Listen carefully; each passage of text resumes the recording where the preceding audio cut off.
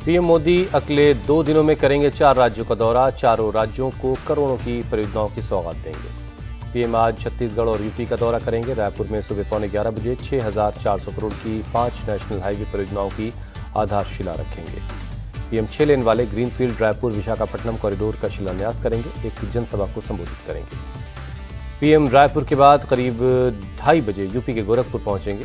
Gita press शताब्दी समारोह के समापन कार्यक्रम में शामिल होंगे। पीएम मोदी देश को देंगे 2 वंदे भारत एक्सप्रेस की सौगात। गोरखपुर लखनऊ वंदे भारत एक्सप्रेस और जोधपुर साबरमती वंदे भारत एक्सप्रेस को दिखाएंगे हरी झंडी। गोरखपुर लखनऊ वंदे भारत एक्सप्रेस बस्ती और अयोध्या से होते हुए लखनऊ का सफर करेगी। करीब 4 घंटे में पूरा। 9 जुलाई से शुरू होगी रूटीन सेवा। जोधपुर साबरमती वंदे भारत एक्सप्रेस जोधपुर से आबू रोड होते हुए अहमदाबाद का सफर करेगी। क्षेत्र में सामाजिक और आर्थिक विकास को देगी बढ़ावा। PM Modi Gorakhpur railway station के पुनर्विकास योजना को करेंगे शुरुआत। 498 करोड़ रुपए की लागत से स्टेशन को बनाया जाएगा। पीएम मोदी गोरखपुर से शाम करीब 5 बजे वाराणसी पहुंचेंगे। एक सार्वजनिक समारोह में 12,100 करोड़ की परियोजनाओं की सौगात देंगे। पीएम मोदी के दौरे से पहले सीएम योगी पहुंचे गोरखपुर रेलवे स्टेशन, तैयारियों को देखा।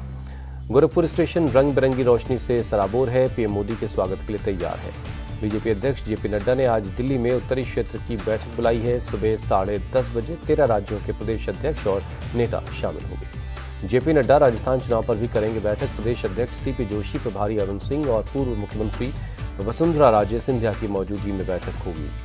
18 जुलाई को दिल्ली में एनडीए की बड़ी बैठक है। अकाली दल और टीडीपी भी होंगे शामिल। पीएम मोदी ने अमित शाह के साथ मैराथन बैठक की। संगठन को मजबूत करने को लेकर हुई चर्चा। गृहमंत्री अमित शाह गुरुवार की रात छत्तीसगढ़ से लौटते ही पीएम आवास पहुंचे। 3 घंटे तक चली मीटिंग में कई मुद्दों पर बातचीत हुई। केंद्र सरकार ने मानसून सत्र से पहले 19 जुलाई को सर्वदलीय बैठक बुलाई। कांग्रेस नेता राहुल गांधी आज सुबह 11 बजे दिल्ली में प्रेस कॉन्फ्रेंस करेंगे। मणिपुर हिंसा पर कर सकते हैं बयान जारी। मोदी सरनेम वाले मामले में राहुल गांधी की रिव्यू पिटीशन पर आज गुजरात हाईकोर्ट का फैसला आएगा। सुबह 11 बजे फैसला आ सकता है। सूरत की अदालत ने राहुल गांधी को मानहानि केस में सुनाई थी 2 साल की सजा। सेशन कोर्ट से अर्जी खारिज होने के बाद राहुल गांधी ने हाई कोर्ट में अपील की थी। गुजरात हाई कोर्ट में अरविंद केजरीवाल की पुनर्विचार याचिका पर आज सुनवाई है। पीएम मोदी की डिग्री के मामले में दाखिल की गई थी याचिका। कर्नाटक सरकार आज विधानसभा में पेश करेगी अपना पहला बजट। सीएम सिद्धारमैया 5 चुनावी वादे को देंगे प्राथमिकता। छत्तीसगढ़ के रायपुर संभाग में आज से कांग्रेस का बूथ चलो अभियान होगा शुरू। सीएम भूपेश बघेल होंगे शामिल। कांग्रेस के बड़े नेताओं को सौंपी गई अभियान के प्रभारी की जिम्मेदारी। बस्तर संभाग से हुई थी बूथ चलो अभियान की शुरुआत। महाराष्ट्र विधानसभा में आज बिजनेस अफेयर कमेटी की बैठक है। सभी पार्टी के नेताओं को बैठक में शामिल होने का न्योता दिया गया है। CM Eknath Shinde, deputy CM Fadnavis और डिप्टी सीएम अजित पवार रहेंगे बैठक में मौजूद। बालासाहब थोराट और जयंत पाटिल और अशोक चव्हाण भी शामिल होंगे। महाराष्ट्र के डिप्टी सीएम देवेंद्र फडणवीस ने आज बुलाई है बीजेपी विधायकों की बैठक। मौजूदा सियासी हालात पर होगी चर्चा। Deputy CM Fadnavis Garware club में शाम 7 बजे करेंगे बैठक। कैबिनेट विस्तार और मानसून सत्र के दौरान पार्टी की रणनीति पर करेंगे चर्चा। एनसीपी में बगावत के बाद दिल्ली में शरद पवार से मिले राहुल गांधी। कांग्रेस की तरफ से समर्थन का भरोसा दिया। राहुल गांधी गुरुवार को शरद पवार के घर पहुंचे। कहा कांग्रेस के अलावा दूसरी विपक्षी दल भी पवार के साथ खड़े हैं। दिल्ली में शरद पवार ने फिर भरी हुंकार। कहा 82 हो या 92 मायने नहीं रखती उम्र, मैं ही हूं एनसीपी का अध्यक्ष। 27 प्रदेश कमेटियों ने जताया शरद पवार पर भरोसा। राष्ट्रीय कार्यकारिणी की बैठक के बाद बोले पीसी चाकू। अजित पवार ने शरद पवार की बैठक को बताया गैर कानूनी। कहा मामला इलेक्शन कमीशन के पास है। राजनीति के लिए नहीं विकास के लिए हुआ गठबंधन। अजित पवार के सरकार में शामिल होने पर बोले सीएम एकनाथ शिंदे। राजस्थान चुनाव को लेकर दिल्ली में कांग्रेस ने की बैठक। राहुल गांधी ने दी नसीहत। कहा एकजुट होंगे तो बीजेपी को हराया जा सकता है। सर्वे के आधार पर कैंडिडेट को मिलेगा टिकट। चुनाव में नहीं होगा कोई सीएम का चेहरा। केसी वेणुगोपाल का बयान। राजस्थान में रिपीट कर सकते हैं सरकार। मीटिंग के बाद बोले सचिन पायलट जो निर्देश मिलेगा उस पर काम करेंगे। सीएम अशोक गहलोत ने कहा राजस्थान में फिर बनेगी कांग्रेस की सरकार। जनता सरकार के काम की तारीफ कर रही है। बीजेपी नेता सतीश पूनिया का निशाना। कांग्रेस की आंतरिक खींचतान ने राज्य में शासन को कमजोर किया है।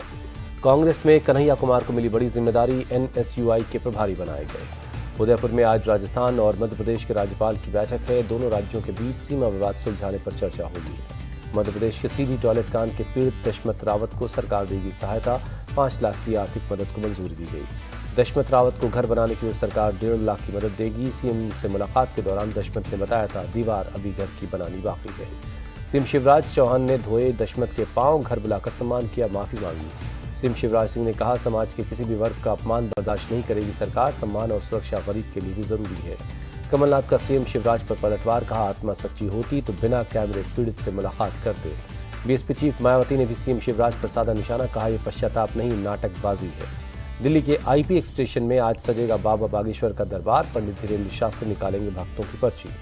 रामलीला उत्सव मैदान में गुरुवार को निकाली गई थी भव्य कलश यात्रा, बाबा बागेश्वर ने हनुमंत कथा की। लाखों की संख्या में लोगों के दरबार में पहुंचने की उम्मीद है। दिल्ली पुलिस ने 1200 से ज्यादा पुलिस वालों को तैनात किया है। तेलंगाना के नलगोंडा में स्कूल को अधिकारियों ने बंद करने का ऐलान किया। नाराज छात्रों और अभिभावकों ने शिक्षकों को क्लास में बंद कर दिया। पश्चिम बंगाल के मुर्शिदाबाद में बम विस्फोट में एक शख्स की मौत, पुलिस ने शव को पोस्टमार्टम के लिए भेजा। स्थानीय लोगों के मुताबिक बम बनाते वक्त ये विस्फोट हुआ था। पश्चिम बंगाल के ईस्ट मिदनापुर में प्रचार के आखिरी दिन हुई हिंसा, टीएमसी और बीजेपी समर्थकों के बीच जमकर पत्थर चले। मौके पर पहुंची सुरक्षा बलों के जवानों ने हालात को काबू में किया। मारपीट के बाद लोगों में नाराजगी हुई। महाराष्ट्र के नक्सल प्रभावित गढ़चिरौली में पुलिस ने 2 नक्सल समर्थकों को पकड़ा। 2000 के नोट को एक्सचेंज करवाने के लिए जा रहे थे। यूपी के मथुरा में पति की हत्या के आरोप में एक महिला गिरफ्तार, पत्नी ने प्रेमी के साथ मिलकर घटना को अंजाम दिया। यूपी के नोएडा में बच्चों के बाल काटने वाली एक टीचर के खिलाफ कार्रवाई हुई। स्कूल प्रबंधन ने टीचर को सस्पेंड कर दिया है। उत्तराखंड के देहरादून में छेड़छाड़ के मामलों में 2 पक्षों में विवाद, छेड़छाड़ के विरोध में कारोबारियों ने बाजार बंद किया। यूपी के बरेली में माफिया के खिलाफ एक्शन में पुलिस, माफिया के घर को पुलिस ने सीज कर दिया है। दिल्ली के दक्षिणपुरी में एक निर्माणाधीन इमारत का एक हिस्सा गिरा। हादसे के बाद एनडीआरएफ ने चलाया रेस्क्यू ऑपरेशन। दिल्ली एनसीआर में अगले 5 दिनों तक बारिश का अलर्ट है। 7 और 8 जुलाई के लिए मौसम विभाग ने येलो अलर्ट जारी किया है। मौसम विभाग के मुताबिक दिल्ली एनसीआर में 8 जुलाई को 30 से 40 किलोमीटर की रफ्तार से चलेंगी हवाएं। अगले 5 दिनों तक अधिकतम तापमान 36 डिग्री तक रहने की उम्मीद है।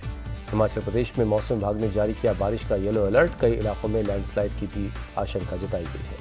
हिमाचल प्रदेश के सोलन में तेज बारिश के बाद रेलवे ट्रैक पर भरा पानी, टनल नंबर 10 के पास पानी में डूबा ट्रैक।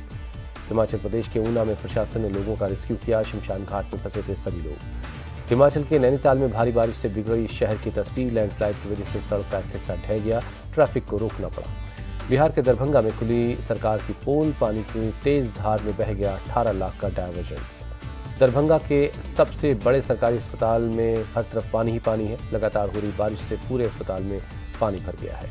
यूपी के हापुड़ में रेलवे अंडरपास में भरा पानी, अंडरपास से जा रही कार बीच पानी में फंस गई। बड़वानी में ट्रैक्टर ट्रॉली नदी में बह गई। ट्रैक्टर ट्रॉली को लेकर नदी से अवैध रेत को लेकर निकल रहा था, तभी अचानक नदी का पानी बढ़ गया।